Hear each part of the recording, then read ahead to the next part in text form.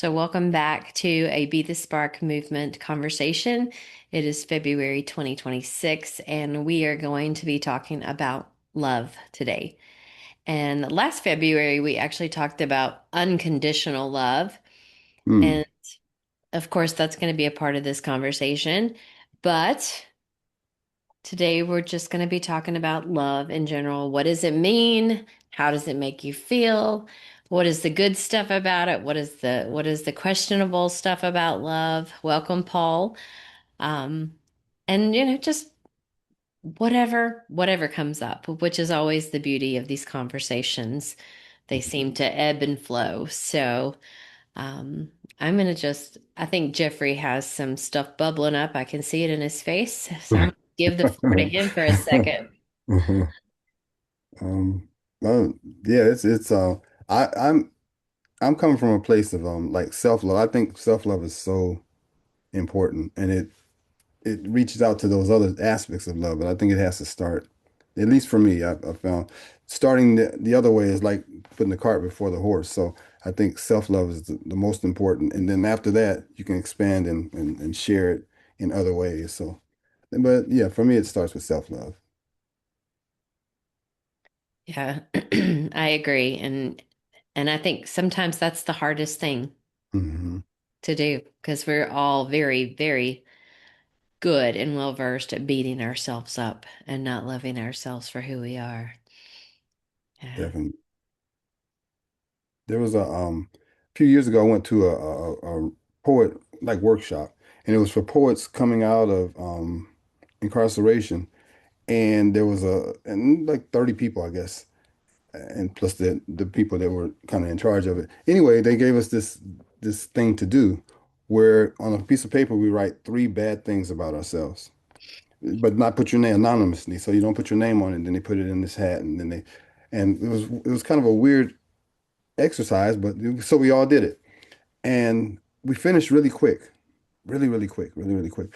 And so the guy, moderator, started reading them, and there were such negative things, such ne and and then he flipped. He said, "No, we came up with this. This doesn't take any time for us to talk badly about ourselves." Then he flipped and said, "Okay, now write three good things about yourself."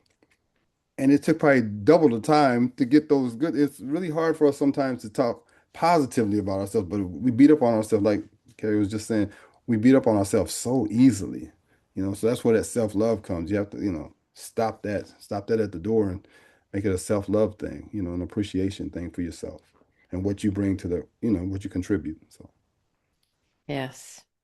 So very true. And that's a practice, mhm. such a practice. And it really shouldn't be. It should be like the most innate thing in the world. Hmm. Yeah.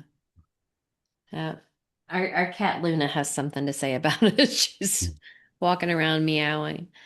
Um, yeah. Anybody want to talk about self-love from their perspective? I can share a little bit. Um, I unfortunately had to learn self-love in a very, very hard way through a stage 4 metastatic breast cancer diagnosis, Mm. and it's been an interesting, rough journey, but it has led me to finding you and many other things that have been making such a good impact. And self-love is taken for granted. It's definitely taken for granted. I don't think I've had it before. Not to sound like I used to be like some mean, evil person. I wasn't. This has always been me. But um, yeah, self love has always been taken for granted versus other feelings like Hmm. anger, jealousy, discomfort, frustrations, speed in New York City, like aggression, like all these things. They were just surfacing all over left and right, like taking so much energy and space. Um, so it's to be conscious of all of these energies, and to just operate from a place of love is something I've learned on this journey over the course of 4 years. And it's been beautiful. And it's everything is just we're all one, and love is super powerful, but we have to make sure that we have gratitude. Yes. Yeah. I think a lot of self-love starts with gratitude. Yeah. Mhm. Just recognizing what we have within ourselves, but what we have outside of ourselves too Mhm. makes a huge difference. Yeah. Yeah, and Florina, I along my journey of life, I have talked to many people and myself included, and we find that when we go through struggles Mhm. that leave us looking within ourselves, that we can we heal something inside and we learn what's important, and that self-love is the most important. Yeah. Our kitty cat love, that's pretty important too. Hey He's, everybody, he's sorry, Farina, go, you go. I was just gonna comment he's beautiful or she's beautiful, the cat. Thank you. This is Luna. Oh, and Paul. Well, it's what you said a couple of moments ago. I was just mulling, I was just mulling that over around it being a practice, Mhm. excuse me, and therefore something that needs to be practiced. Um, And then I was having a million, you know how my brain works now. There's a million incoherent thoughts. But I was thinking, like nobody ever teaches you this kind of stuff. Well, I can speak for myself. When did you go to self-love class at All right. school, or have some homework on? I don't believe I ever did that. So Yeah. I was kind of in that place. Um, and then I shifted to a place of just thinking about how easy it is to not at the moment because well the brain does that, doesn't it? And then we've got all of our scars and things that we carry with us. But even something like advertising, just keeping it very just practical. Advertising is essentially telling you that you've got all these problems in your life, or you Mhm. don't compare to that person, or you're not as sexy as that person, or whatever it is, whatever. And then but unless you buy this, and I did, uh, and so there's this outside factor of no, there is something really wrong with you, Mhm. which is a So Mhm. bit. how do we not, how do we not have that negative self-talk? Yeah, and Mhm. therefore it would need to be practice, surely, because there's just so many different factors that would seem to say the opposite of you are enough or whatever that internal message needs to be. And also for the times where things are really, really hard, hey Luna. And it's like, no, I'm on this call. This is my moment. Yeah. Take The times control. that, again, I'm just kind of riffing off your word practice because it really just kind of struck me. But yeah, it's something that you practice because when life is great and the sun is shining metaphorically and we feel really grateful, it's much easier. And then you get the very dark, difficult moments and have you practiced enough so that that ability can carry you through? Yeah, Mm. great. And going back to your idea on advertising, and it's everywhere. It's Mhm. so easy to be infused with anger and hatred and self-deprecation and guilt and shame because it comes at us from all angles, all directions. Mhm. So it is, you have to be very mindful and have that awareness around love. You commented on my post the other day online, right? I'm not mixing them up where but the person in the street, they're trying to get me to spend money. You did, Yeah. yeah. Yeah. Long story short, I don't know if you have them stateside in the UK. We'll have people walk up to you in the middle of the street and they're trying to get you to sign up to donate monthly to a charity, and it's quite common and quite prevalent. So you do find a bit of guilt of not another one, I haven't got that much, there's another one over there, like so you've got all that drama going on. But yeah, somebody tried to shame me into it, into donating. Well, I said, Carrie, what did I say? Guilt, I said, and then you wrote in your comment, oh, this is shame, and I'm like, yeah, it was. And they Yeah. said, Mm. essentially, if you don't sign up to donate monthly, could you live with yourself? I'm Mm. like, I'm an all right guy, you know. I'm not perfect, but I'm trying, and like, I don't deserve to be shamed in the middle of the street. I Right. really don't. By a complete stranger for an organization I know nothing about. Right. Mm. But no, like we're just going to shame you. You're a bad person unless you know. And that's the yeah. Yeah. Hmm. Yeah.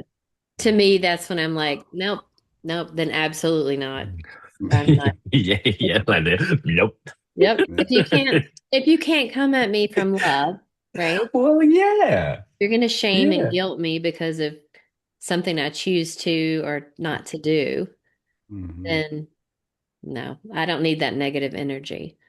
Hmm. No. Hmm. Um, she normally is not all over me. I don't know what her problem is today, but Hmm. I guess she wanted to include her idea of love, and now I'm covered in cat hair. Um, yeah. So I read a book a couple of times. Jablonski, I think is his name, and it's something along the lines, you cannot be up there. Um, there's only love and fear. Mm. And those are the only two emotions that actually exist. There's a plethora of emotions, but his concept is that we have to fight fear with love, Mm. that, they're the opposite in the emotional, um, goodness gracious, cat, I swear. Um, Mm. the emotional, like vibrational, Mm. they actually cancel each other out. Um, Mm. and that, I mean, based on the book, The Other Side of Fear, we can see that in everybody's stories, that every time we talk about a fear that we have, Jimmy says it's a pleasure to join y'all. So hopefully he'll be able to pop in with us. But every time people face their fear with love, and mostly it's love of self, Mm. then that fear tends to dissipate. Mm. So if you haven't read that book, I meant to pull it out before our meeting. What's the name of it again? Do you know the name of it? I think it's I thought I had it up here. I've just chat GPT'd. Yeah. Was it Love is Letting Go of Uh, Fear by Gerald G. Z Zamplos? Oh gosh, I'm gonna fail miserably with the surname. Is yeah. that it? Yeah, that's it. That is it. Love is Letting Go of Fear. Yeah. It's an excellent book. It's kind of short. I've read it at least twice. Um, Neil, come get your cat. So, an excellent book that everybody should read, along with The Other Side of Fear by this group from the Be the Spark movement. Um, because it is, Mm. I think about everything that's going on in our world today, and you just wonder if somebody just walked up and hugged somebody screaming at you, Mm. what that would do. Mm. What would that do? I don't know. And then I also remember this story of a guy who jumped off a bridge, I think maybe the San Francisco Bridge, Mm. and the police went to his apartment, and there was a note that said, I'm going to walk to the bridge. And if one Oh, person yeah. smiles at me, did we talk about this last time? I don't know if we talked about it, but I've heard that story. Maybe we talked about this story. Yeah. Yeah. If one person smiles at me Yeah. between home and the bridge, I will not jump. Mm.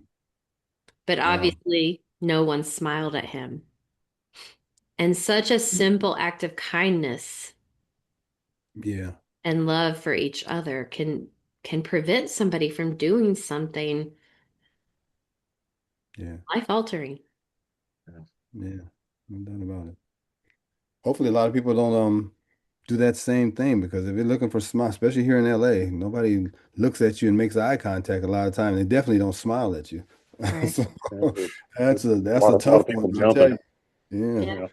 Yeah, yeah. The big sad. cities, I don't know how it is in the UK, Paul, but in the big cities here, at least in my experience, wow, people are, avoiding eye contact, and if you speak, they look at you crazy. Not all the time, of course, but I just prefer the smaller towns. I guess as I've settled in more, I just I like that small town mentality where people still speak and you know are cordial. I think the big city we're rushing so much and trying to go somewhere that's going to be there anyway, but we're rushing to it all the time. We don't have that common decency to just kind of acknowledge one another. Mm. That's my opinion on Yeah. Also, we don't know if it's true if no one really smiled at him from home to the bridge. Like we don't have any proof of that. However, if this person had intentions of committing suicide and leaving a note, this is just a beautiful. He died like a hero because it's just it's just to tell us that we should be nice and kind and not just make eye contact, but also exchange politeness. it. Yeah. Um, Yeah. because maybe he did a test where he would look at people and he would actually smile, but no one smiled back. That's true. And you get that all the Mhm. time, like Hmm. somebody's looking at you and smiles. And to speak the truth, I don't know if I smile back or not, but now hearing this, I'll make sure I will. Right. Yeah. Yeah. Like speak to the guy that's gathering up the grocery carts Mm. as you walk into the grocery store. Like hold the door for somebody. Yeah. It seems so mundane and easy.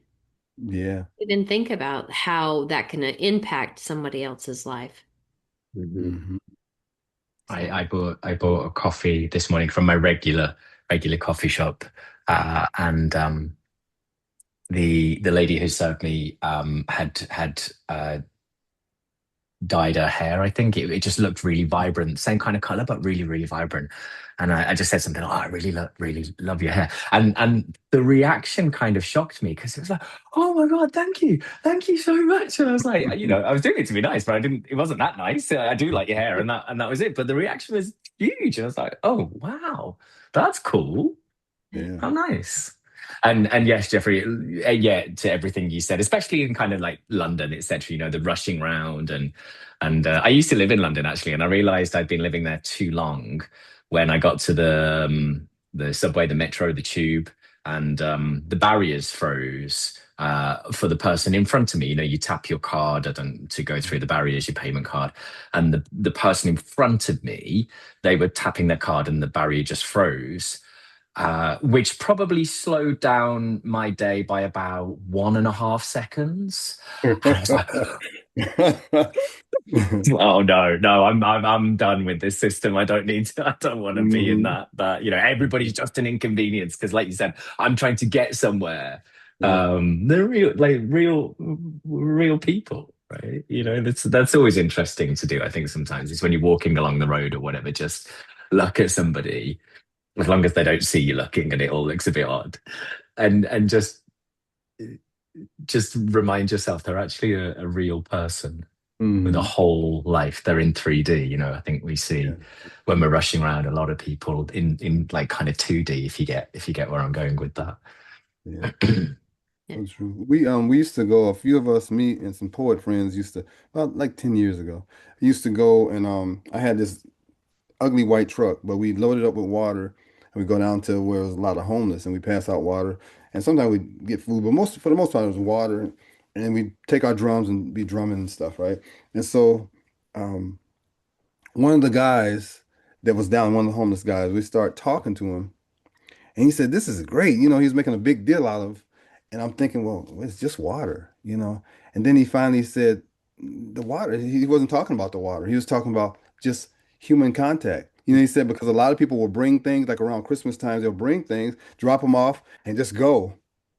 And like they're doing something great. He says, but a lot of times we just want a conversation. You guys sit down and actually talk to us. Right. Sometimes, we're giving people things when all they need is human interaction. And that just changed my perspective. I'm like, wow, I guess I was one of those people because I wasn't conscious that maybe they just want to come and say, hey, how you doing? Hey, what sports team do you like? Or whatever it was. Just that human interaction was what this guy was like. A lot of people don't do this. They just drop off stuff, which is great, but human interaction, saying hello, getting to know somebody's name, you know, not just being a guy in a white truck that comes and drops off water. So it Right. made me look at Yeah. it different, you know. Yeah, and coming from a perspective of my mom having dementia Mm. is yes, she does need help with, mowing her yard and sweeping the floor and little stuff like that. But what she needs the most is somebody to sit down with her and just have a conversation. Hmm. And that is at older folks in general, Yeah. you know, they feel forgotten about and they feel left out of life.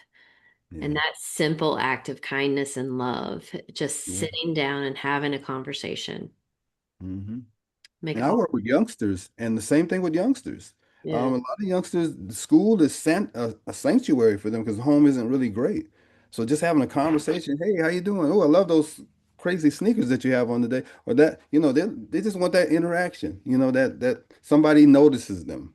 yes, And I can that's across the spectrum, old and young and all in between.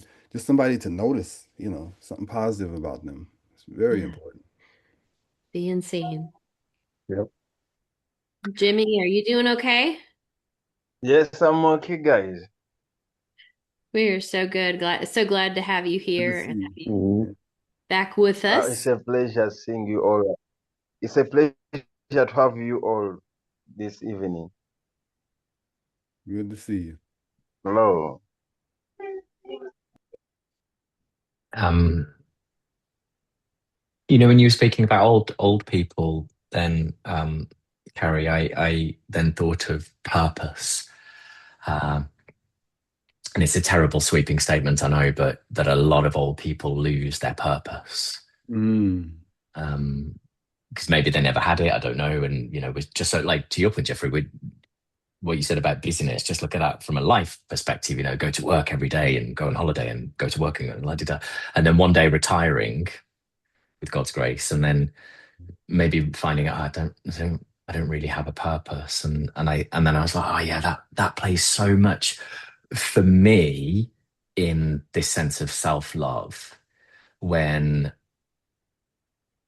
those points where maybe you've fallen into seeking validation from out there somewhere, another person or online or something, and you don't get it, or worse, you get the bile, uh, from online comments. And then I thought, oh yeah, like, and those things happen, but I'm very blessed and fortunate because I have this very strong inner purpose, and nobody can shake that. Right. I can get wounded by other people's comments, of course, yeah, sometimes brutally so, but the surface, it's surface level. It is not touchable. My purpose is not touchable by somebody Mm. else. Hmm. Um, and I just think it would be wonderful if that were a mainstream thing. Mm. Yes, yes, Yeah. yeah. Like a class in fifth grade. Hmm. And yeah, let's go. I like want to revolutionize the school system. That's coming up for me today. It's like, right, lesson one is love, and I think we talked about that on the podcast. Yeah. yeah, Yeah, yeah, yeah. yeah. So if you want to listen to um, Paul and mine conversation on the Soul Confetti podcast, it's very touching Mm. and yeah, lots of good stuff on those podcasts. Um, I was thinking along that same lines is that as people get older and they lose their significant other, also Mm. Hmm. that grief. And I've heard that grief is love that has nowhere to go. Mm. Oh, that's deep. Yeah. So that also takes away from their purpose, right? If they're living for their significant other and they're living for the love that they give to each other, and now that's gone, then Yeah. you know, then there's an emptiness there that maybe their friends or siblings or children should step Mhm. in and try to help fulfill that to maintain that balance between love and purpose. Wow. And That maybe is a beautiful statement. Grief Mm. is the place where love, when love has nowhere to go, right? yeah, That is such a profound statement. I didn't say it. Whoever, yeah, it's a profound. I never thought about that, and it definitely is. It definitely. My mom took care of her. She had a handicapped brother, and she took care when her husband died. She took care of them. They were, brother and sister. And when he passed, my mom was going to the bank. She was the most active, just active all over the place. And when Uncle, we called him Uncle Bo. When Uncle Bo died, it's like a light went off in my mom, and she didn't want to drive anymore. She couldn't go to the bank. Couldn't all these things that she was doing a month before, it just stopped. And when you said that, I thought of her. I was like, yeah, grief is love that didn't happen when he left. She didn't have, at least she felt like she didn't have any purpose. That's what it looked like, thinking about it. But that's such a profound statement. It's so true. Yeah. So true. I mean, I think of my mom Mm. and dad. They've known each other since they were 14 and 16, married since 16 and 18. Mm. They started with $68 between them and built a life. And, you know, when my dad died, she didn't have anywhere to put that love because she took Hmm. care of him, you know. Yeah. So it's to witness that not only through my own grief, but through hers. Yeah. So sorry about that. No, it makes sense. So true. Yeah. So true. Mm. Love is very powerful if Yeah. we let it be. So, um, And that comes back to that self-love too, that although it's hard, sometimes we have to reattach to that when we don't have anything outside of us. At least we don't feel like it. We have to go back and garner our strength with that self-love, mhm. and try to get through it. It's hard though. Yeah. But, Yeah. Well, and you think if everybody had that self-love as a foundation, then when challenges and when, you know, horrific things, trauma happens, we can always come back to that foundation that hmm. built built for us. Yeah. So, just a thought. Yeah. Yeah, I got to write something about that. That's such a profound, made my day with that statement. That's so true. Ooh, Yeah, it's true. it is so true. Yeah. I could see when I was a small boy, um, my uncle passed away and carries similar kind of story, high school sweethearts, and we're just inseparable, Mhm. just one entity, really. And he passed away. I'm going to say kind of in his 80s. I was quite young, so I don't, everybody's old when you're young. I don't know. But what I do remember, all joking aside, is I remember at the cemetery, the look on my auntie's face, his wife. Mm, Um, I've never to this day seen an expression like that. I don't know how to describe it. Despair. It mm, probably doesn't come to do it any justice.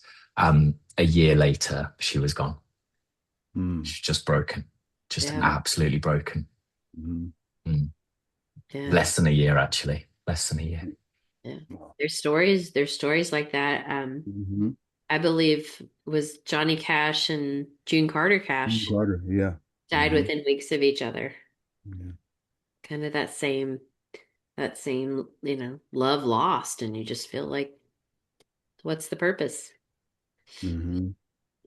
I mean, and that's a love. I, I hate to say this though, but I almost feel like it's true that those foundations of love are not built.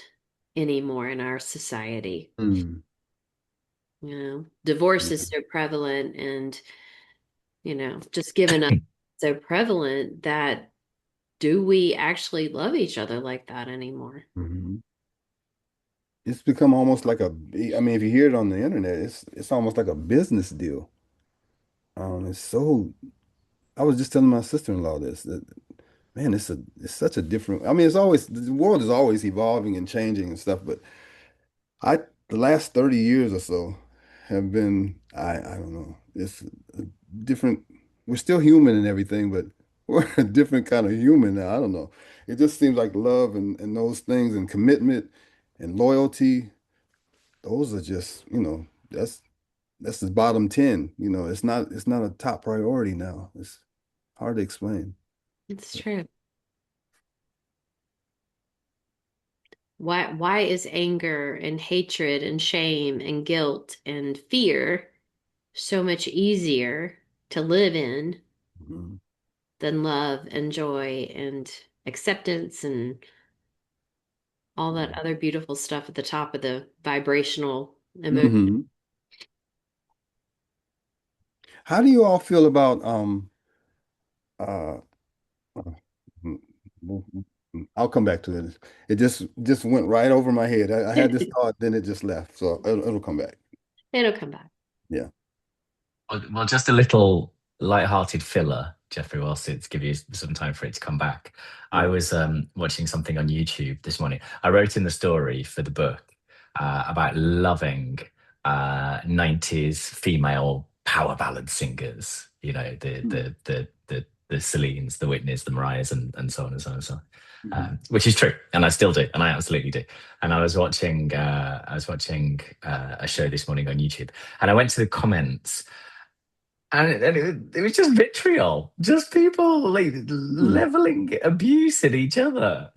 Wow. Over what? Over liking or not liking a particular singer? I'm like, come on. Surely you've got something else going on in your life that you don't need to hate somebody because they like somebody you don't. I'm like, Somebody oh my else. gosh, what is it? And again, it's I kind of giggle at it. I'm very grateful that I don't ascribe to that. And then I also think this is just horrific at the same time. You know, I feel the mixed bag. But I'm with you, Carrie. It's thinking of myself when I was much younger. I could wallow in misery. You know, maybe not anger per se, but misery. Oh my gosh, I could stay there for days and weeks, Mm. hating it apparently, but quite willing to just keep wallowing in the muck. Yeah. Mm. Uh, Mm. yeah, there is something attractive isn't the right word, but I don't know what the right word is, but something attractive about it, I think. Mm. Oh, I I, know I was going to ask, how do you all feel about uh, being aware of too many things? I heard this, or read it, or heard it. This guy was saying that, with the internet and everything, you're exposed to everything. Whereas back in prior generations, we knew about our community and and maybe our state, but now you know about the world, all the world's troubles constantly. And he was saying that maybe we don't need to know everything. Maybe we should get back to maybe concentrating on our communities and not be so worried about what's going on. And we're concerned, of course, but when you have too much knowledge, you don't know what to kind of concentrate on. How do you guys feel about and ladies feel about that? I just wanted to. Especially when it seems to be all negative knowledge. I mean, that's Mhm. what people put out, and it's just like crushing almost, because that's all you ever hear about. Bad stuff. It's like, where's Mm. the good stuff? right. We know Mhm. it's out there, but nobody wants to hear it, I guess, or that's the perception of people putting the information out there. I don't know. But I agree, Jeffrey. It's like sensory overload. And I think that impacts, you know, how can you bring yourself down and like sleep or focus on Mm. things Mm. Mhm. and focus on the people around you. I mean, I'm on this call and 4 or 5 different things are going on, and you've kind of got to figure out a way to hone yourself in Mhm. to what you're doing, which means hone yourself into what matters to you, which hone yourself into love. So I think that's kind of that's a very good point, Jeffrey. Yeah. So, That presence. mhm. because you really can't do anything about what's going on in India. You really can't. Yeah. What can you do here in this moment to impact the people within 5 feet of you sometimes? Yeah. Yeah. You can't even get your cat off you. Right? For me, for me, Jeffrey, there's something in that about, is it the whole world of stuff that I am choosing to go and access? I've got, thanks to the internet, I've got access to everything, all Mhm. the passions, and I can read and learn about cultures and whatever.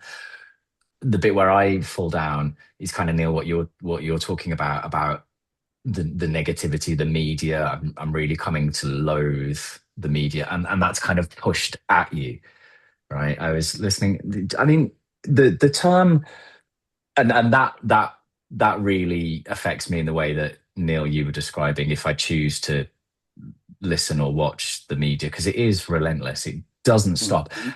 And I realized recently, everything is breaking news now. Well, it is in the UK, because it's this 24-hour cycle. So you just get one Mhm. story and they just drag every bit of minutiae out. Like breaking news when I was a kid was usually something quite cataclysmic. Mhm. It really was. And the other day I had, and we've just had some breaking news. Prince Charles has now arrived back at Buckingham Palace. Well, Cheers. yeah. So the story was, he was on his way in a motorcade or something, and then breaking news, he's arrived. That's not breaking news. Right. He was Nobody on his cares. way. One assumes he would have got there. But he's like, breaking news, and then something else to moan about, and then yeah, it's like you hyped up, or you can't sleep, and then I this mean, anything practice to has really landed with me, Carrie. All these things affect the practice of, no, no, no, just love and breathe, and we're good. Mhm. Yeah, I get quite. Yeah, I think I choose my words carefully, and loathe is the word I'm starting to choose about Yeah. that kind of media, about that specific kind of media. Right. Well, I did a video on this yesterday on TikTok, and what I noticed as I look back through my Facebook memories, my TikTok memories, they come up every day, and I'm like, it's this merry-go-round. It's Mhm. a cycle. Like today, people are angry about the school system. Well, a year ago, people are angry about the school system. 3 years ago, during the same kind of loop. Mhm. And it's a repetitive, it's almost like somebody had written a script, Yeah. and this is our script for February, the second week of February. We're all going to be angry about X. Yeah. Yeah.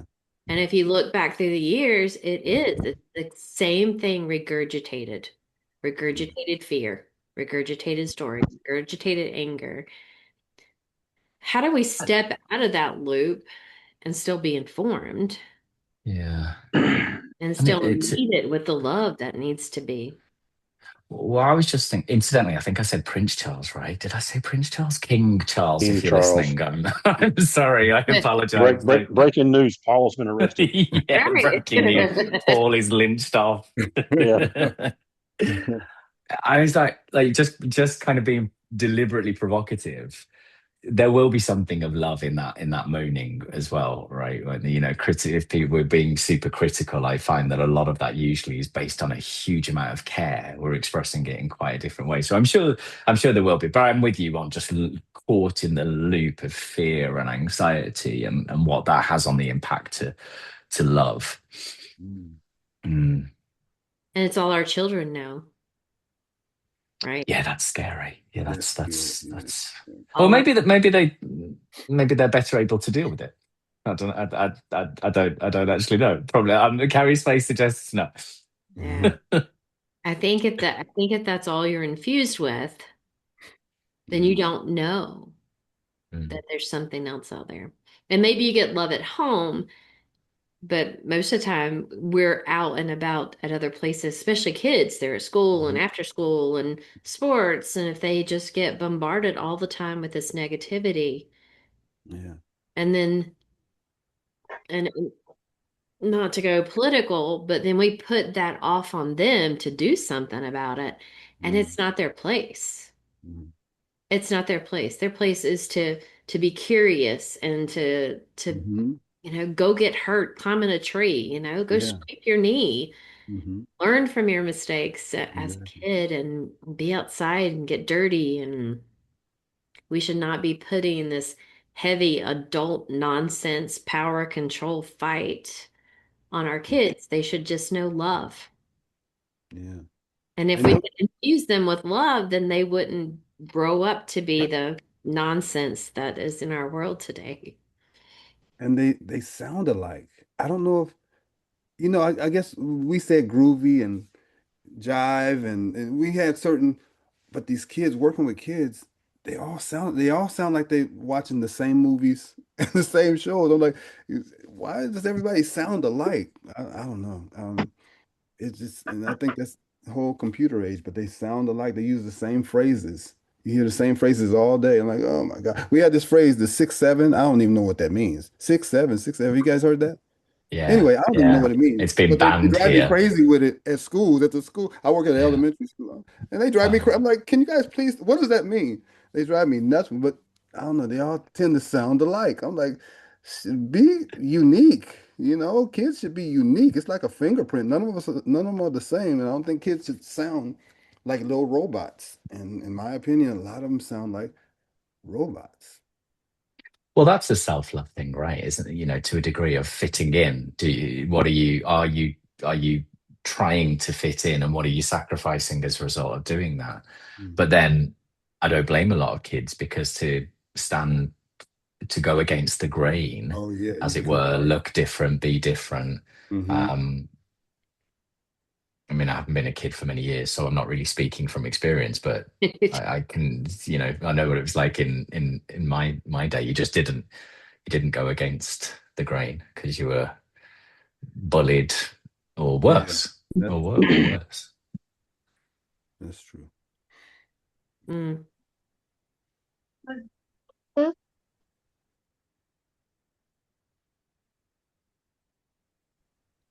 yeah. This is a deep conversation. And Yes, it's they all about are. the foundation of love, but we got to get there.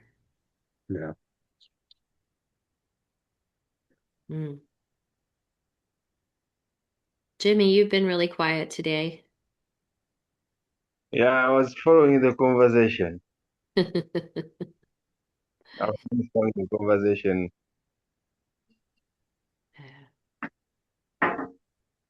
It's heavy. It's heavy. It shouldn't be heavy. Like it's we're talking about love. It shouldn't be so heavy, but I think our world is missing so much joy, so Mhm. much laughter, so much connection because it's so much easier just to be negative. I think you almost have to get off the grid to find you have to get out of the matrix, and just get off grid and go to the park, go to the river, whatever. You have to do this. Get out in the sun or in the snow, wherever you may be Touch live. grass. But yeah, yeah, yeah. I was, You have to get off of it every once in a while just to. let me tell you. Hello. Hello. Go ahead, Uh-huh. Jimmy. Hello. We can hear you. Can you hear me? Yes. Yeah. Yes. I wanted to pose a question to you.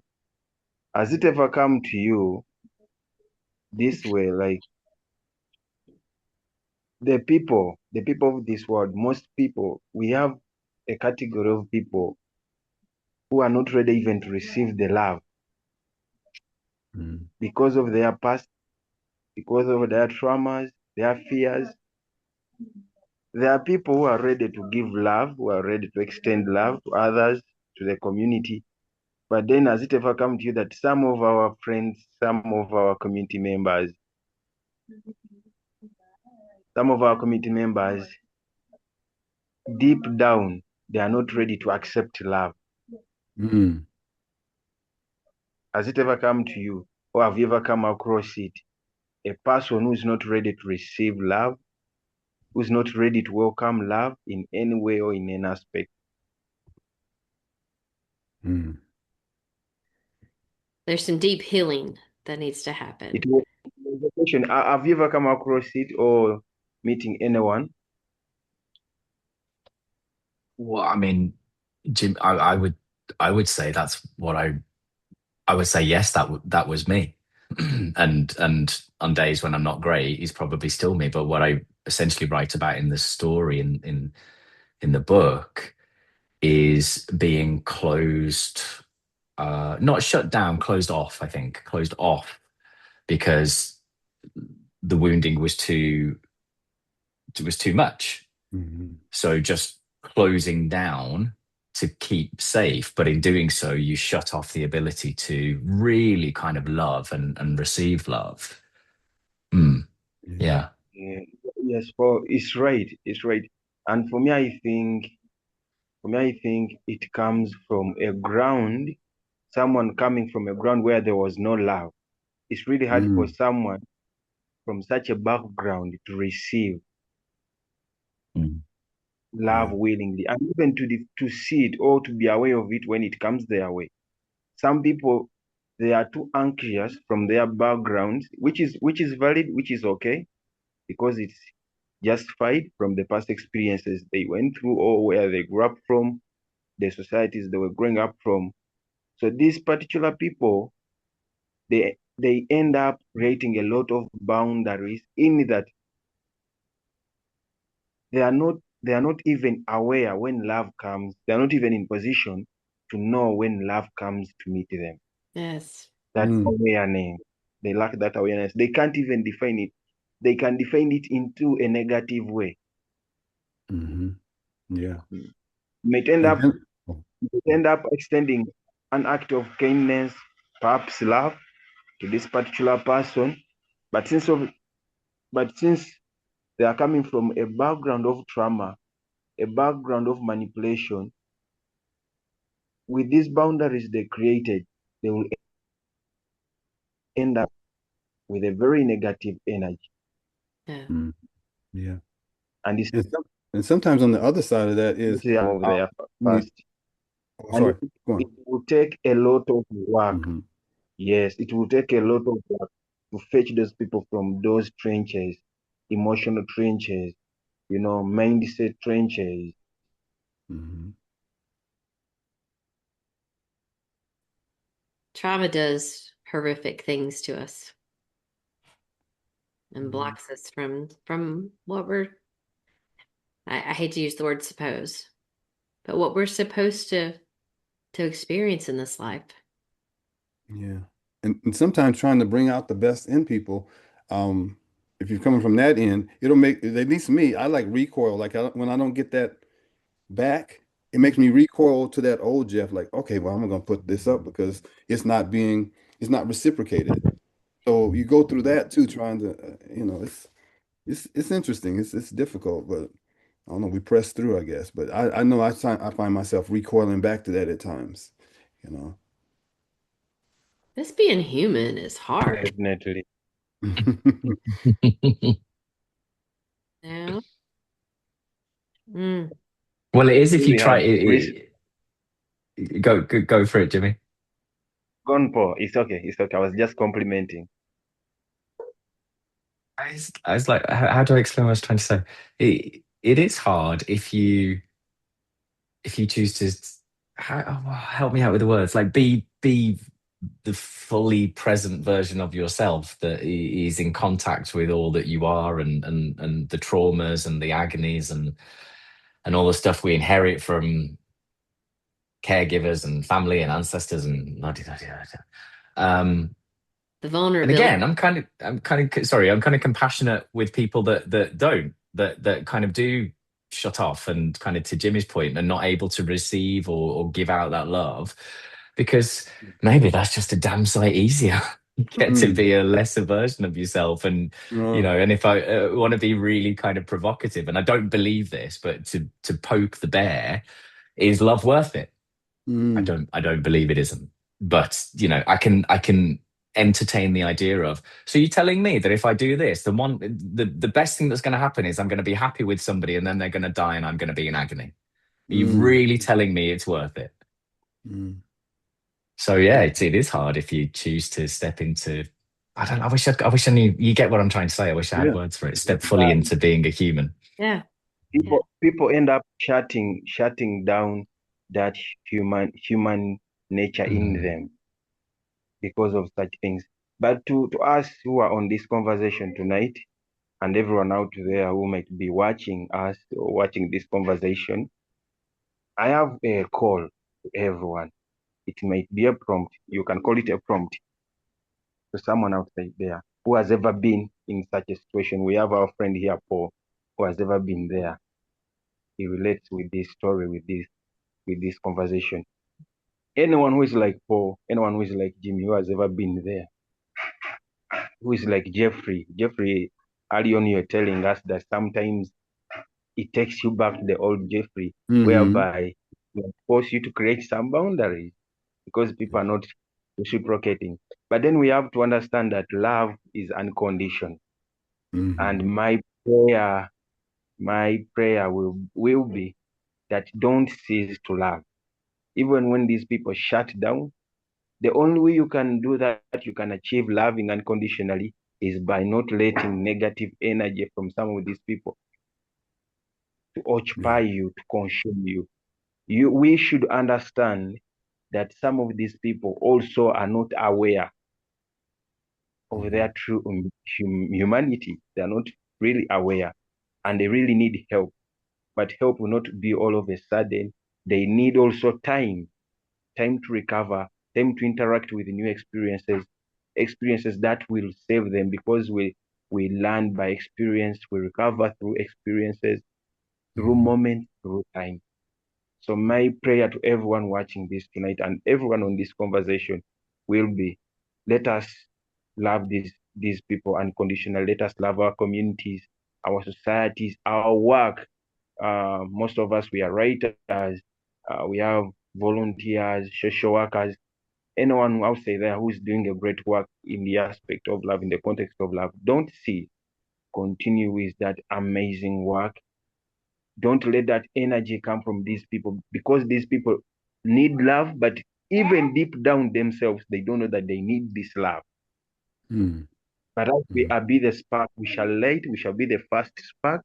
And truly, if we continue doing what we do every day in your own setting, trust me, we can heal Mm-hmm. this world. Prayer tonight. Consistency. Yeah.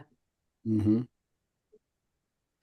Well, Yeah. I'm gonna have to go because I'm gonna go teach yoga here in a little Okay. bit.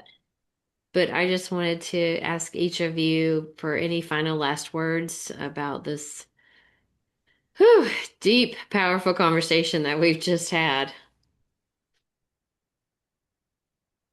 Mm. mine would be Jimmy. I can't wait to listen to you again. You had me. So I look forward to the next time I hear you speak like that. Yeah, Yeah. that was magnificent. Thank you. Yeah, Jimmy and has thank great you all. wisdom. Yeah. He's wise beyond his years. Very Mm-hmm. wise. Yeah. Yeah. Anybody else? Last profound words?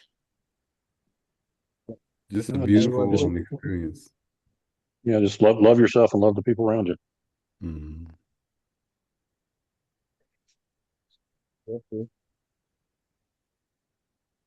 Yep.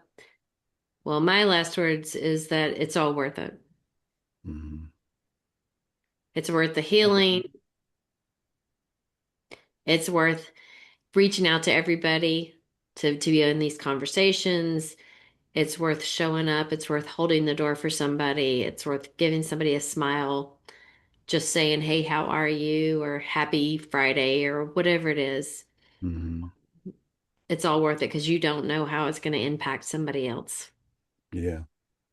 Just having a conversation with someone. Yep. Mhm. A brief conversation doesn't have to be a thesis, but just a brief conversation can do all the positive that that person may need to get through some interesting or challenging moments. So, Yep. Yeah. Got to do To it. receive love, you have to give love. Yep. hmm Yep. Be vulnerable. Be consistent.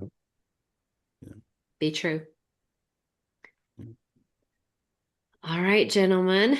It was so nice to have Florina on here today. Also, if you're watching Facebook and you have a profound thought about, or YouTube in the future, you have a profound thought about love, we would love to hear what you have to say and your experience. All right. Well, until next time in March, the third Saturday of March, we will see you guys.